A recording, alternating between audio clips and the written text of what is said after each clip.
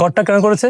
এই ঘরটা হলো আসলে যে বিক্রমপুরের একটা ঐতিহ্য, যে কাঠের তৈরি একটা ঘর, একটা ঐতিহ্যকে ধরে রাখার আর কি। দেখেন জাপানিজ কিছু আর্কিটেক্ট দেখা যাচ্ছে এখানে, আর স্পেশালি বিক্রমপুরের মানুষের যে ওদের যে ঐতিহ্যবাহী একদম কাঠের ঘর, উনি এটা রেখেছেন মানুষের দেখার জন্য।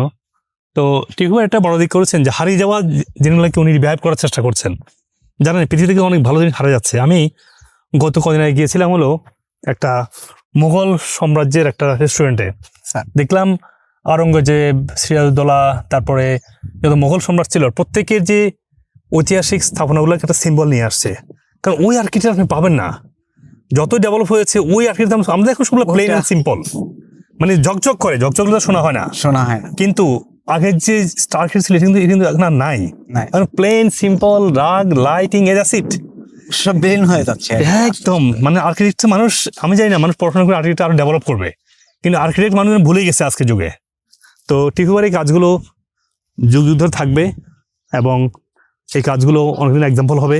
এই গুরুত্বপূর্ণ ভিডিওটি আপনারা শেয়ার করবেন যাতে করে আপনার আত্মীয় স্বজন এবং পরিচিতজন উপকৃত হতে পারে।